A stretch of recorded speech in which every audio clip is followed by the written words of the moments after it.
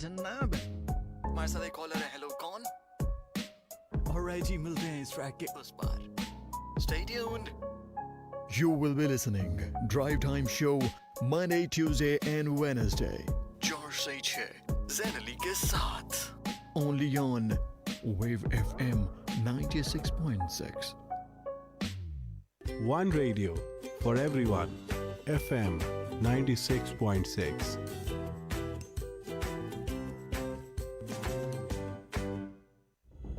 कचरा ना जलाकर फिजा को साफ रखें। This message is brought to you by the University of Faisalabad in association with Global Shapers, an initiative of World Economic Forum. अब बताओ मैं क्या करूं, कैसे इस मुल्क में रहे। मुल्क का सियासी मंजरनामा, पानी नहीं मिलता, सारी रात पानी के लिए परेशान, और मुआशरती मसाइल की भरमार। लाइट का बताएं, 4-4 घंटे 2-2 घंटे लाइट बंद है। दिल इतना भेज रहे हैं क्या, कुछ कहने का नहीं है। कोई पॉलिसी? कौन लेगा जिम्मेदारी इन मसाइल को हल करने की? जो माशरा नया आएगा वो खूबसूरत और इस करप्शन से बाहर होगा इंशाल्लाह।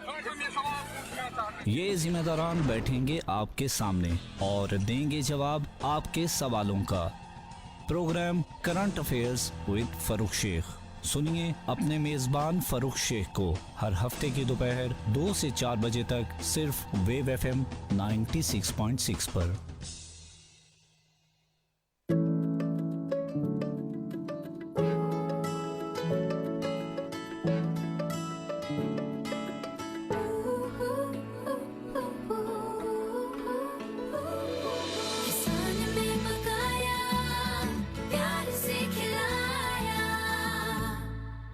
अगर आप पैदाइशी माजूरी और फिटनेस जैसे मसाइल से दो चार हैं तो घबराने की बिल्कुल जरूरत नहीं।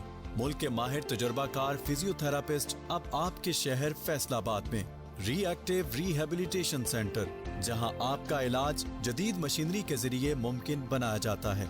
यहाँ फालज, लकवा, जोड़ों, पट्ठों, कमर दर्द, घुटनों का दर्द, मोहरों की खराबी, कंधों का फ्रीज हो जाना, शयाटिका जैसी बीमारियों का तसल्ली बख्श इलाज किया जाता है। ख्वातीन के लिए प्रोफेशनल लेडी डॉक्टर की सहूलत मौजूद है। क्लिनिक टाइमिंग सुबह 8 से शाम 4 बजे तक। Reactive rehabilitation centre, MTH clinic, university Avenue road, canal road, Faisal town, Faisalabad. मशवरे और इलाज के लिए अभी राबता करें। फोन नंबर 041 8750 971 और 8750 974, एक्सटेंशन 468। जब खांसें और छींकें तो मुंह और नाक को कोहनी या टिश्यू से ढांप लें। इस्तेमाल के फौरन बाद टिश्यू को बंद कूड़ेदान में फेंक दें। This message is conveyed by the university of Faisalabad in association with global shapers and initiative of world economic forum.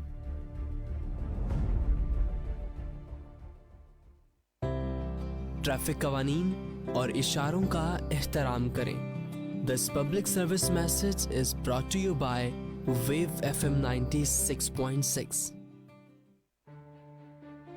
When the daylight bleeds slowly towards dusk, it's time for your favorite radio show, the Radio Pulse Show, where we shall share information and entertainment over a hot cup of tea. Tune in every Thursday, 4 p.m. to 6 p.m. only on Radio FM 96.6.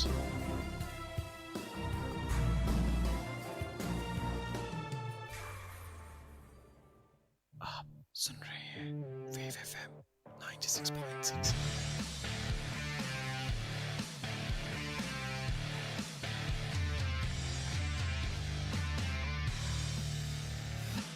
Entertaining station FM 96.6.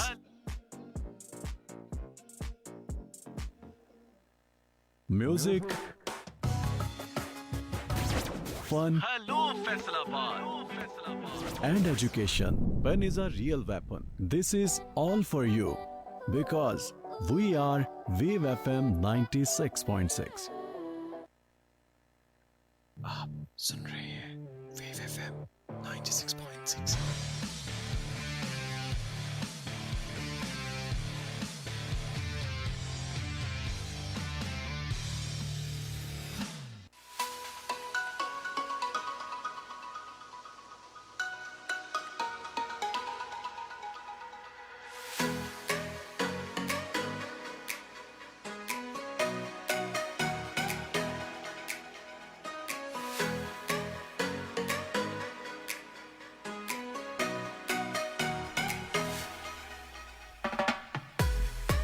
प्यारे पाकिस्तान के प्यारे वासियों को आतिफ खान का प्यार भरा सलाम। Programme progressive Pakistan में आप तमाम को खुश आमदीद कहूँगा। ये प्रोग्राम आप सुना करते हैं every Monday to Thursday at 2 PM 2 से 3 बजे तक का हमारा साथ होता है, जिसमें हमारी कोशिश होती है कि हम कुछ मालूमात आप लोगों तक पहुंचा सकें, कुछ ऐसी मालूमात जिसका आपके लिए जानना बहुत अहम होता है, बहुत ज़रूरी होता है। बहुत सारी ऐसी चीज़ें होती हैं जिन्हें हम नज़रअंदाज कर रहे होते हैं, बहुत सारी ऐसी चीज़ें होती हैं जो हम जानबूझ के ना सही लेकिन कहीं ना कहीं कुछ ऐसी गलतियां हमसे हो रही होती हैं जिसका हमें इल्म नहीं होता, और तब इल्म होता है जब बहुत देर हो चुकी होती है। तो हमारी कोशिश होती है कि हम वो तमाम तर अवेयरनेस जो आप लोगों के लिए ला सकें। इस प्रोग्राम में कोशिश ये की जाती है कि तमाम मालूमात जो आप अगर कोई काम शुरू करने लगे हैं, किसी काम का आगाज़ करने लगे हैं, कोई भी आपका इरादा है, उन इरादों को मजबूत करने के लिए, पुख्ता करने के लिए हमारी कोशिश है कि हम आपके साथ साथ रहें, और जहां कहीं आपको इश्यूज़ होते हैं, प्रॉब्लम्स का सामना करना पड़ता है, उन तमाम तर प्रॉब्लम्स का सलूशन हम लेके आ जाया करते हैं।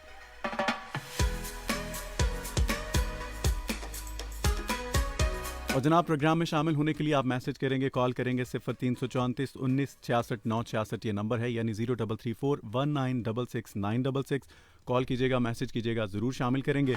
और इस पे आप चाहें तो हमें व्हाट्सएप भी भेज सकते हैं, और साथ ही साथ हमारे फेसबुक ऑफिशियल पेज को भी ज़रूर ज्वाइन कीजिएगा, जहां आप सिर्फ ना सुन सकते हैं बल्कि हमें देख भी सकते हैं। जी हाँ, प्रोग्रेसिव पाकिस्तान लिख के सर्च कीजिए फेसबुक पे और हमारे ऑफिशियल पेज का हिस्सा बन जाइए। साथ ही साथ हमें आप यूट्यूब पे भी ज्वाइन कर सकते हैं, वेव FM 96.6 लिख के आप सर्च कीजिए, और जनाब वहाँ भी हमारे साथ रहिएगा, हमारे चैनल को सब्सक्राइब कीजिएगा, और हर लम्हा हर घड़ी आप हमें हमेशा वहाँ भी सुनते रहेंगे।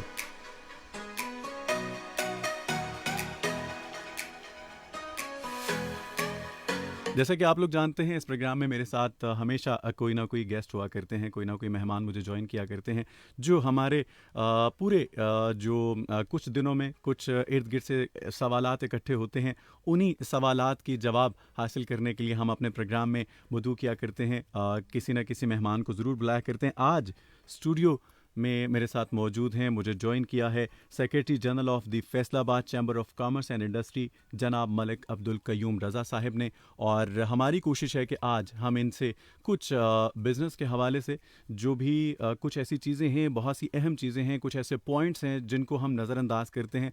वो लोग जो बिज़नेस का आगाज़ करते हैं, उन्हें इल्म नहीं होता किस तरह से आगाज़ किया जाए। वो लोग जो बिज़नेस का आगाज़ कर चुके हैं लेकिन बहुत सारी प्रॉब्लम्स का सामना होता है, और वहीं कहीं वो हिम्मत हार देते हैं और अपना बिजनेस जो है वो उसको तर्क कर देते हैं, और वो सोचते हैं कि हाँ, वो जैसे मुलाजमत कर रहे थे पहले, जो भी वो काम कर रहे थे उसी को अंजाम देते रहें तो बेहतर है। बहुत सारी ऐसी प्रॉब्लम्स, और साथ ही साथ हम ई कॉमर्स की भी बात करने जा रहे हैं। कोविड के हवाले से, कोविड ने हमारे जो भी वो कारोबारी तबका जिसको मुतासिर किया, जिसकी वजह से बहुत ज़्यादा बुरा असर छोड़ा कोविड ने, उन तमाम हर्डल जो हैं उनको कैसे फेस किया, कैसे किया जा सकता था, वो लोग जो इसमें हिम्मत हारे वो कैसे अपने बिजनेस को जो है इस्टेब्लिश कर सकते थे, कैसे उसको बेहतर बना सकते थे। आज हम इन्हीं जनाब टॉपिक्स के ऊपर, इन्हीं पॉइंट्स के ऊपर बात करने जा रहे हैं। सर, सबसे पहले तो आपको वेलकम करूंगा, बहुत बहुत शुक्रिया आप तशरीफ़ लाए सर। थैंक यू आतिफ, मैं भी आपका शुक्रगुजार हूँ कि आपने मुझे मौका दिया ताकि मैं इंटरेक्ट कर सकूँ और जो मेरे पास कुछ नॉलेज है उसको शेयर कर सकूँ। बहुत शुक्रिया सर। सर, सबसे पहला मेरा सवाल ये है कि कारोबारी एतबार से अगर देखा जाए तो हम अभी पाकिस्तान की ना सही, अगर हम फैसलाबाद की बात करें तो आप कहाँ देखते हैं फैसलाबाद को?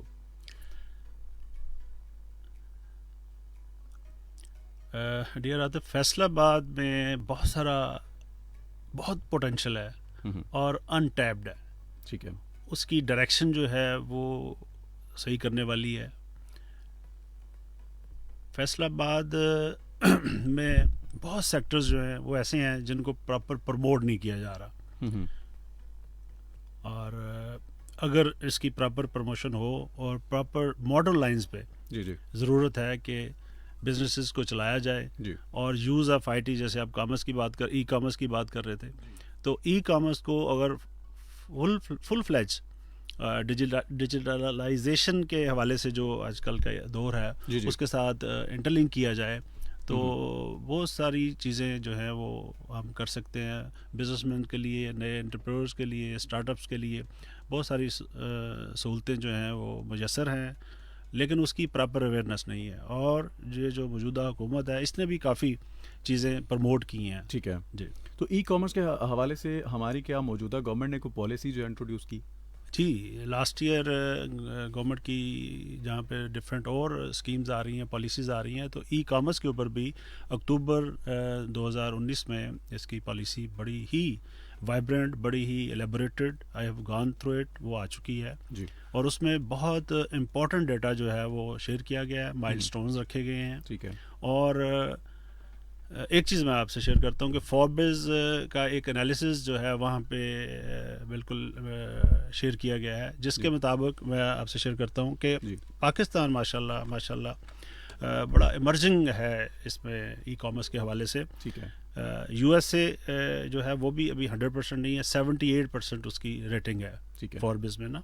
ठीक है। टॉप 10 फास्टेस्ट ग्रोइंग जो इकोनॉमीज हैं of the world, freelance market के हवाले से मैं बात कर रहा हूँ। उसके बाद यूके जो है 59% ग्रोथ उसकी चल रही है। ठीक है। उसके बाद ब्राज़ील का नंबर आता है 48 और उसके बाद माशाल्लाह पाकिस्तान का नंबर है। हम इतना नीचे से नहीं है, हम ऊपर से आए तो अच्छा ये ट्रेंड है। 47% रेटिंग है उसकी। बिल्कुल सही। ये यूक्रेन, फिलिपाइन, इंडिया भी हमसे पीछे है अगर हम कंपेयर, उनकी रेटिंग 29 है और इस तरह बांग्लादेश 27 है, रशिया 20 है, सर्बिया जो है 19 है। तो ये बड़ा होपफुल इंडिकेटर्स हैं। यानी ये और इस हिसाब से अगर देखा जाए तो मेरा ख्याल है कि आने वाले दिनों में हमें जो है वो ई कॉमर्स में लोग जो है वो जोक दर जोक अपना बिजनेस जो है उसको कन्वर्ट करते नज़र आएंगे, क्योंकि जैसे कोरोना जैसे पेंडेमिक में सर बहुत ज़्यादा यूँ समझिए कि कारोबारी तबकात में तबाही मची हमने देखी, और वो तबका तो बेचारा पैसे ही गया, जो मुलाजमत पेशा अफराद थे वो तो घरों में बैठ ही गए।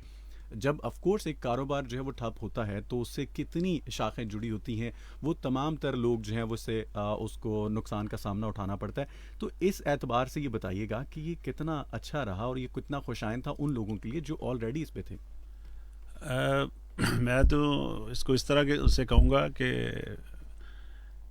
There was a big opportunity, जो कुछ करना चाहते थे, और कोविड वाज अ ब्लेसिंग, बल्कि is blessing for such people, such entrepreneurs जिनके अंदर पैशन है और वो कुछ करना चाहते हैं, और जो कहते हैं ना इन्ना मालो बिन्नियात, ऐसे बहुत सारे मैं इंडस्ट्री में लोगों को जानता हूँ कि जिन्होंने पेंडेमिक में अपने जो एम्प्लॉइज़ थे उनको सस्टेन किया, उनको बिल्कुल साथ जोड़े रखा।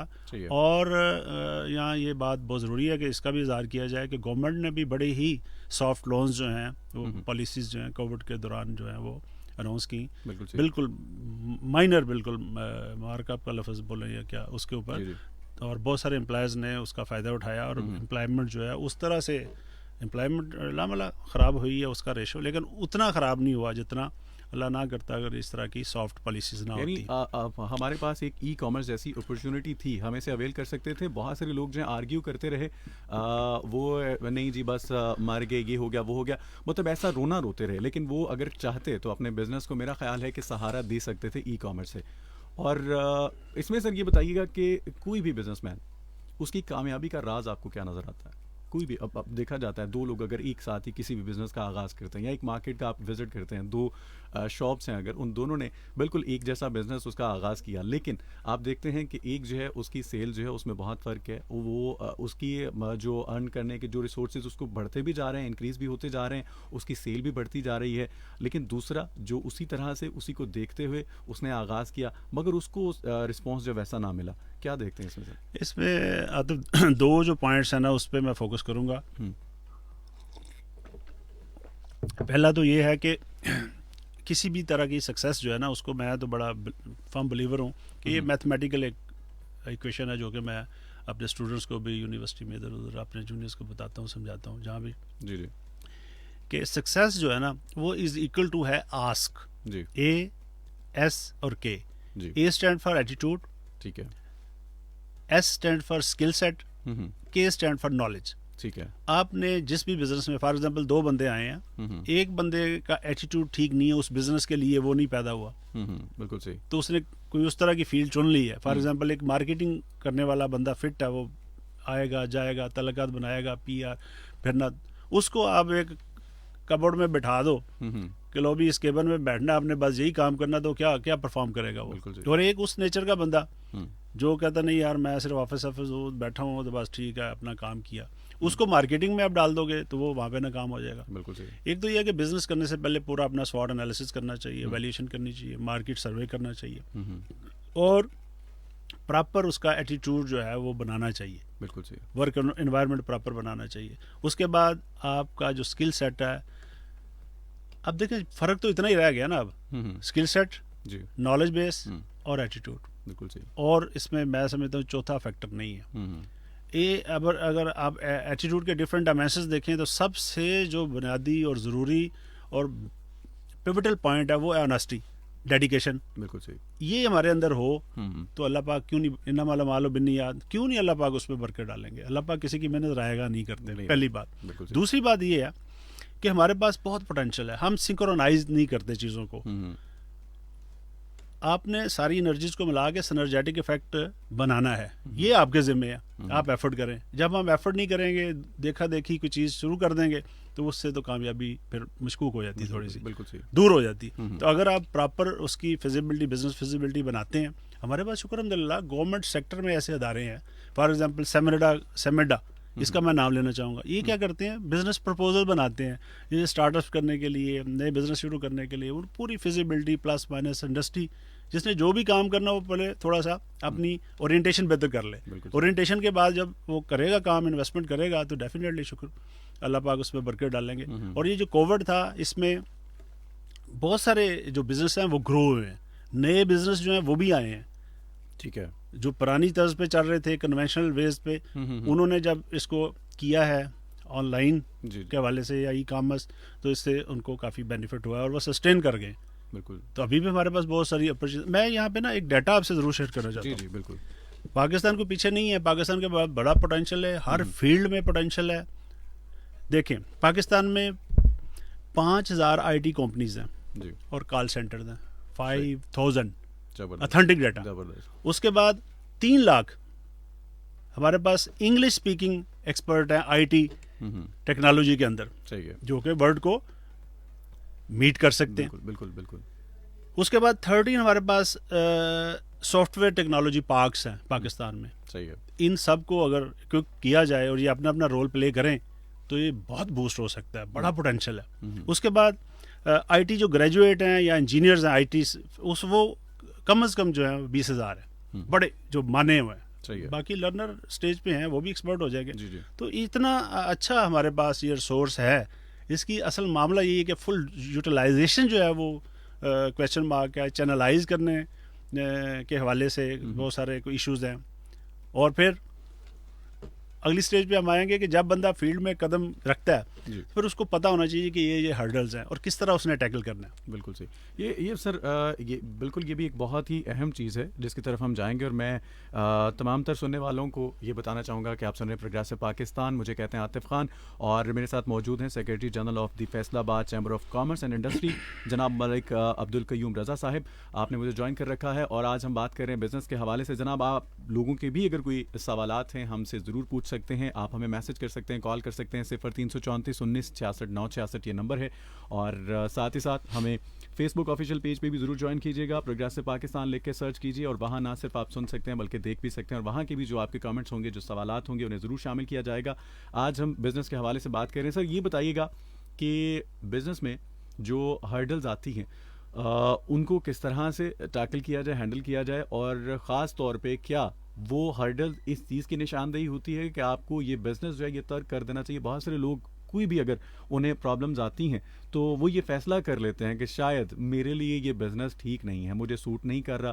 तो बहुत सारे ऐसे मेरे पास एग्जांपल्स मौजूद हैं जो 1 साल के अंदर कोई 4 से 5 बिज़नेस जो है, टाइप ऑफ बिज़नेस जो वो उसको एक्सपीरियंस कर चुके हैं और उन्हें शायद ये लगता है कि मैं एक अच्छा बिजनेसमैन नहीं बन सकता। बहुत सारी वो कुछ ऐसे पॉइंट्स होते हैं जिनको वो नज़रअंदाज कर रहा होता है। उम्मीद करता हूँ कि आज के प्रोग्राम से वो ज़रूर सीखेगा। अगर अभी हमें वो देख रहा है, सुन रहा है, ठीक है, अदरवाइज़ मैं उनके साथ ज़रूर ये लिंक शेयर करूँगा। आज का प्रोग्राम जो ये बहुत इन्फॉर्मेटिव है और मैं यकीन से कह सकता हूँ कि वो तमाम तर लोग जो ये फैसला कर रहे हैं, जो इरादा कर रहे हैं कि हमें बिज़नेस जो है उसका आगाज़ करना चाहिए, उन्हें किन चीज़ों का ख्याल रखना चाहिए, आज हम इन्हीं चीज़ों पर बात कर रहे हैं। जी सर, उन हर्डल्स जो है उसे कैसे हैंडल किया जाए और क्या ये बाकी बात ठीक है कि उसे वो बिज़नेस जो है वो छोड़ के कहीं और जो है शिफ्ट हो जाना चाहिए, उसे कर देना चाहिए?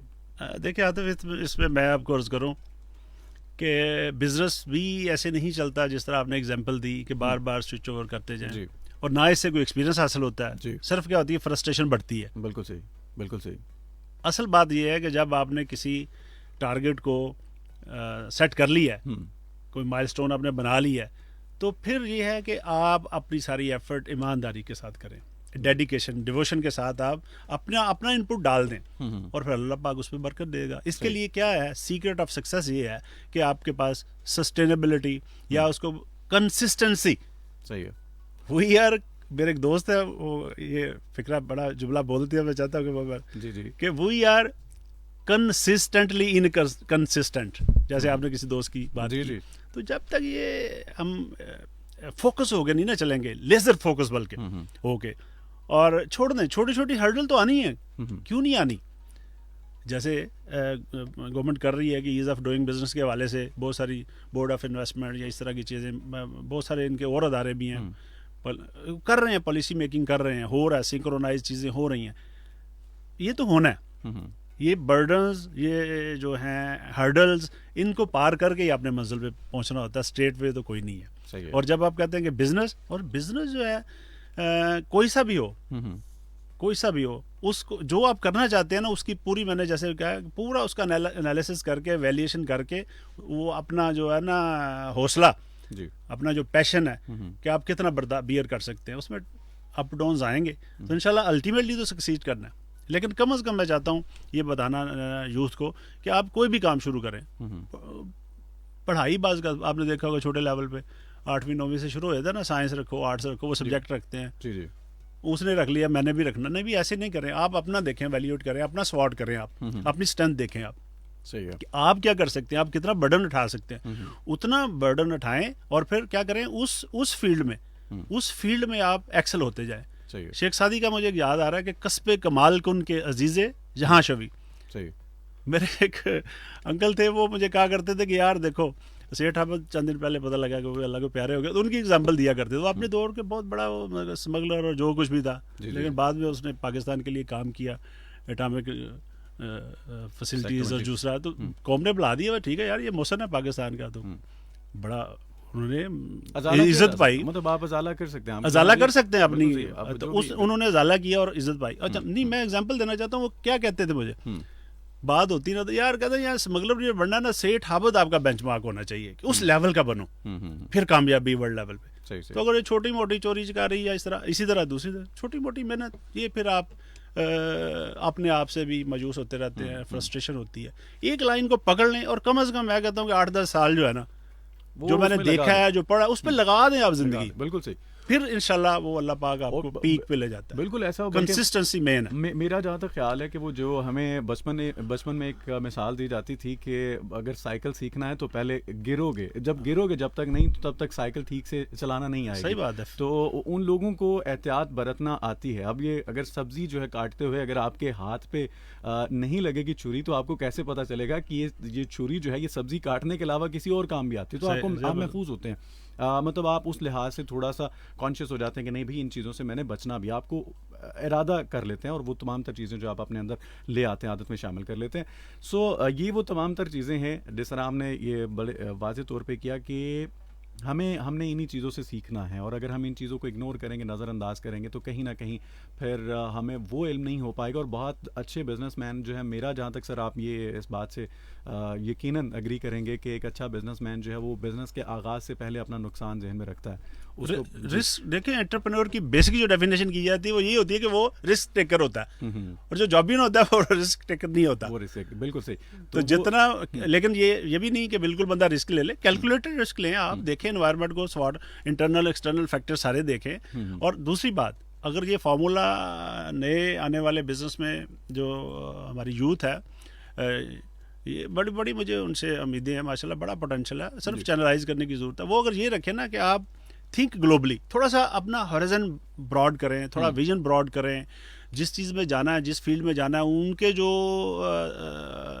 सक्सेस स्टोरीज़ हैं उनको देखें, उनसे मिले, करने के बाद क्या करें कि फेलियर के लिए तैयार फिर भी रहे, क्वेश्चन रखना चाहिए। हम फेलियर के तैयार नहीं होते, हमारे पास प्लान ए है, बी प्लान होता ही नहीं है, सी प्लान होता नहीं है, तो इस वजह से हम बस वो एक ही बनाते हैं, वो थोड़ी सी हर्डल आई, फॉर एग्जाम्पल डिफरेंट क्राइसिस हैं, देखें बिजनेस जो है ऐसे नहीं चलता, बल्कि ज़िंदगी ऐसे नहीं चलती, ऐसे ही सुबह से शाम तक कितनी आपको चैलेंजेस होते हैं, हेल्थ के इश्यूज आपको होते हैं, आपकी रूह के आपको इशू होते हैं, फिजिकल आपको होते हैं, मेंटल इश्यूज आपको होते हैं, सोसाइटी से और दाएं बाएं रिलेशनशिप्स के इश्यूज होते हैं, वर्किंग रिलेशनशिप में इश्यूज होते हैं, ये फिर एनवायरनमेंट जैसे है टफ, ये इश्यूज हैं इसके, लेकिन यह है कि मर्दानगी जो है यानी फेस करना आना चाहिए। हाँ, फेस करना आना चाहिए, फेस करना आना चाहिए, हौसला होना चाहिए, और हौसला जब होता है तो अल्लाह पाक कामयाबी देते हैं। बेशक। अच्छा सर, ये बताइए कि ई कॉमर्स में कौन सी ऐसी चीज़ें हैं जिनका ख्याल रखना चाहिए? ऑनलाइन बिजनेस की तरफ लोग आ रहे हैं बहुत सारी, ख़ास तौर पे हमारे मुल्क में जो चीज़ देखी जा रही है वो ये है कि हमारा जो कस्टमर है उसका एतमाद नहीं है, वो जो भी चीज़ मंगवाना चाह रहा है उसे ये लगता है कि मैं अगर ये चीज़ ऑर्डर करूँगा तो मुझे सेम जो है वो प्लेस नहीं होगा ऑर्डर, उसमें कोई ना कोई फ़र्क ज़रूर होगा। तो इन तमाम तर चीज़ों को किस तरह से आप देखते हैं? और सेकंड ये बताइए कि कौन सारे ऐसे मेन जो पॉइंट्स हैं जिनको जहन में रखते हुए हमें जो ऑनलाइन बिजनेस की तरफ आना चाहिए? ओके, मैं आपको शेयर करता हूँ। पहली बात तो ये है कि हमें देखना चाहिए कि रेगुलेटरी जो अदारे हैं या लेजिस्लेशन क्या हो चुकी है इस पर, उसका हमें पूरा इदराक होना चाहिए। ठीक है।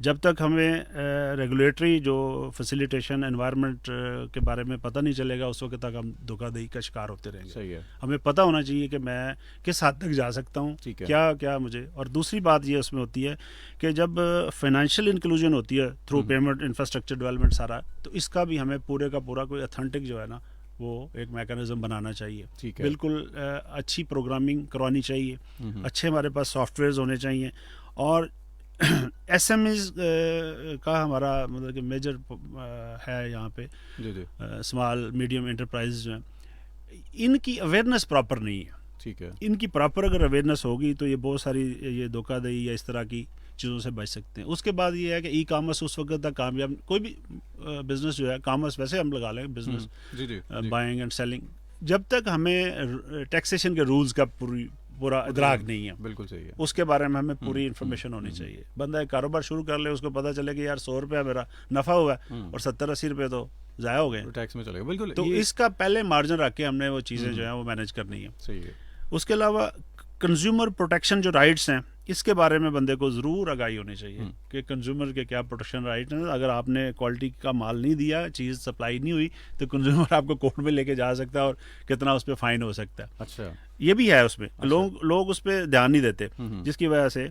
उसके बाद ये है कि अगली चीज़ आ जाती है इसमें कि डाटा जो प्रोटेक्शन है, ये बहुत इम्पोर्टेंट रखता है ई कॉमर्स में। ठीक है। कि आपके पास ऐसे सॉफ्टवेयर्स हों जिसमें डाटा मतलब कि आपका अच्छी तरह से प्रोटेक्ट हो, ऐसी शील्ड्स हों ताकि कोई आपका वो डाटा ख़राब ना कर सके। सही है। और फिर उसके बाद जब हम महल्ले लेवल से अपना डिस्ट्रिक्ट लेवल से बढ़ के आगे जाते हैं, फिर हमें और ज़्यादा कल विजन अपना बढ़ाना है और मज़ीद जो उसमें चेक्स एंड बैलेंस का प्रॉपर एक इम्प्लीमेंट होना। इसी तरह जब हम लोकल से ग्लोबल की तरफ जाते हैं, दूसरी कंट्रीज़ में जब हम करते हैं ट्रेड, तो वहाँ पे हमें ज़रूरी है कि उन जिन कंट्रीज़ में, जिन एरियाज़ में हम कर रहे हैं, वहाँ के क्या रूल्स हैं, लॉज हैं, वहाँ पे वो सारी चीज़ों का जब इदराक होगा ना, होमवर्क हमारी बिजनेस की जो बोलते हैं फिजिबिलिटी जब ठीक होगी, तो ये कामयाबी जो है, जितना केयरफुल होंगे उतना अल्लाह पाक कामयाबी देंगे, उतना आप ये डॉजेस या जो भी आप कहते हैं फ्रॉड या इस तरह की चीज़ों से बचेंगे। बल्कि इसमें ये चीज़ आपने बड़ी वाजे कर दी कि हमें जो है टोटली रूल्स एंड रेगुलेशंस का पता होना चाहिए, क्योंकि ऐसा होता है कि बाज़ औक़ात हम उन रूल्स हम उनको अक्सर बिल्कुल रूल्स को भी जो है वो सर हम अपना नुकसान कंसीडर कर रहे होते हैं। फॉर एग्जांपल अगर आपकी टैक्स डिडक्शन हो रही है तो हमें लगता है कि शायद ये हमारा नुकसान है। अगर हमें पहले उसका इल्म होगा तो मेरा नहीं ख्याल हम उसे नुकसान तस्वर करेंगे, वो एक बिज़नेस का हिस्सा है और ये चीज़ें जो है आपको ये बहुत ज़रूरी है। एक सवाल आखिरी जाते जाते वो ये है कि हमें चूँकि हर तबका सुन रहा है और मैं जाते जाते कुछ मैसेज जो हैं वो भी ज़रूर शामिल करना चाहूँगा। और मेरा ये सवाल है सर कि बिज़नेस जो है वो किसी भी लेवल से शुरू किया जा सकता है, क्योंकि लोगों को ये लगता है कि आपके पास जो है बजट इतना होना चाहिए कि उसके लिए मखसूस बजट जो है वो हो तो आप बिज़नेस का जो है आगाज़ कर सकते हैं। उन तमाम तर लोगों के लिए आपका क्या मैसेज होगा जो घरों में बैठे ये सोच रहे हैं कि हमारे पास थोड़ी सी अमाउंट है लेकिन हम इस वजह से आगाज़ नहीं कर सकते कि कोई फ़ायदा नहीं होगा बिज़नेस की? मेरा ख्याल है कुछ ऐसी टाइप्स भी मौजूद हैं कि आप छोटे से लेवल से भी जो बिज़नेस का आगाज़ कर सकते हैं। तो मैं बिल्कुल आपकी ये जो बात है इससे इत्तेफाक करता हूँ कि शुरू करें आप छोटे लेवल पे, एक्सपीरियंस जो होता जाए आप बढ़ाते जाएं, सेफ एंड सिक्योर रहेंगे आप। बिल्कुल असल बात फिर वही है कि आपकी जो है ना ये जो नॉलेज बेस है ये ठीक होनी चाहिए। आपका स्किल सेट, यानी कि स्किल सेट से मुराद अभी है कि आपका तो होगा, आपने अब टीम बनानी है ना कोई भी काम करने के लिए। एक वही काम है जो ऑटोमेशन से फॉर एग्जांपल 5 रुपए पर पीस जो है वो एक्सपेंस आता है, तो आप मैनुअली कर रहे हो तो आप 8-10 रुपए कर रहे हो और उसमें वो क्वालिटी भी नहीं आ रही। बिल्कुल क्वालिटी को आप इंश्योर करें, सर्विसेज हो चाहे प्रोडक्ट्स हो, दोनों में क्वालिटी जो है ना बड़ा मैटर करती है। जब एक दफ़ा आप सर्विसेज देते हैं, क्वालिटी देते हैं, चाहे सर्विसेज हो चाहे प्रोडक्ट हो, तो डेफिनेटली कौन है जो कहेगा नहीं मैंने लो क्वालिटी जो है वो, ये इट्स ह्यूमन बिहेवियर कि उसमें बेस्ट से बेस्ट चीपेस्ट हो और द बेस्ट क्वालिटी हो। जब ऐसी प्रोडक्ट्स ऐसी सर्विसेज होंगी तो किसको ज़रूरत नहीं है? हर किसी को ज़रूरत है, मुझे आपको हर किसी को ज़रूरत है। तो आप ऐसा कोई करें काम जिसमें खैर के पहलू हों और बेहतर। आप जैसे फॉर एग्जांपल बिजनेस में कहा जाता है यार after sale services, customer is the boss. बिल्कुल सही, बिल्कुल सही। तो करें ना, उसको बॉस समझे ना। जब बॉस समझेंगे कस्टमर को अपने को, उसको तो जब हम ख्वार कर रहे होंगे करता है। मेरा ख्याल है कि ये आपके अखलाक पे डिपेंड करता है। बल्कि चाइनीज की एक बड़ी मशहूर कहावत है, वो कहते हैं कि अगर आपको मुस्कुराना नहीं आता तो दुकान मत खोलें। जबरदस्त, क्या बात, बड़ी खूबसूरत है कि आप अगर आपको मुस्कुराना आता है तो फिर किसी अपने काम का आगाज़ करें आप। तो ये बहुत बहुत शुक्रिया sir, thank you very much, आपके आने का बहुत बहुत शुक्रिया। और मैं यकीनन ये बात यकीन से करूँगा कि हमारे जितने भी उस पार लोग हमें सुन रहे थे आज, वो जो कन्फ्यूजन्स थी वो ज़रूर दूर हुई होंगी, जो बिज़नेस को लेके थी और जो हर्डल्स वो फेस कर रहे थे उनसे मेरा ख्याल है कि अब वो काफ़ी हद तक उन तमाम चीज़ों से इज्तनाब करेंगे जो वजह बन रही थी उन तमाम मसाइल की। हमारे साथ मौजूद थे जनाब secretary general of the Faisalabad chamber of commerce and industry जनाब मलिक अब्दुल क़य्यूम रज़ा साहब, और उनसे बातें करके, उनसे जान के, बिज़नेस के हवाले से जो भी ई कॉमर्स के हवाले से हमारी कन्फ्यूजन्स थी वो जान के यकीनन आप तमाम को बहुत कुछ सीखने को मिला होगा। हमारे साथ कुछ लिसनर्स थे जिन्होंने हमें ज्वाइन किया, मैं उनके नाम शामिल करना ज़रूरी समझूंगा। जुल्फ़कार अली हाशमी थे हमारे साथ, बहुत बहुत शुक्रिया। हुमा अली थी हमारे साथ, बहुत शुक्रिया। चौधरी वकास गुज्जर थे हमारे साथ, आपका बहुत बहुत शुक्रिया। इकरा कंवल हैं हमारे साथ, बहुत शुक्रिया। सजल आतिफ़ हैं हमारे साथ, बहुत बहुत शुक्रिया आपका भी। और कुछ लोग जिन्होंने हमें मैसेजेस किए हैं, तैयबा मलिक हैं, आपका बहुत बहुत शुक्रिया, आपने प्रोग्राम को पसंद किया। और इसके अलावा जी सोमन हैं, सोमन बहुत बहुत शुक्रिया आपका, आपने भी मैसेज किया। मोहम्मद लुकमान रज़ा, इसके अलावा जनाब हमारे साथ मौजूद हैं, अच्छा आपने नाम नहीं लिखा अपना, और एसारिदा ज़हूर हैं, बहुत बहुत शुक्रिया जी आपका। रोफ़िया जाहिद हैं हमारे साथ, आपका बहुत बहुत शुक्रिया। इसके अलावा जी हमें ज्वाइन किया हसन हैं हमारे साथ, आपका बहुत बहुत शुक्रिया हसन। आप लोगों के मैसेजेस जो मैं नहीं पढ़ पाया लेकिन आपके नाम शामिल किए क्योंकि मेरी कोशिश थी। फ़ज़ल हैं हमारे साथ, फ़ज़ल आपका भी बहुत बहुत शुक्रिया। मेरी कोशिश थी कि आप तमाम तर लोग जो भी हमारे साथ मौजूद हैं उनके नाम शामिल कर लिए जाएँ और आपके जो भी सवाल हैं वो आने वाले प्रोग्राम्स में हम ज़रूर उन्हें डिस्कस करेंगे। Once again sir thank you so very much, बहुत शुक्रिया। आप तमाम का बहुत बहुत शुक्रिया जो उस पार थे हमारे साथ। इंशाल्लाह अब आप लोगों से कल मुलाकात होगी 2 बजे, तब तक के लिए आतिफ़ खान को दीजिए इजाज़त। टेक केयर एंड अल्लाह हाफ़िज़।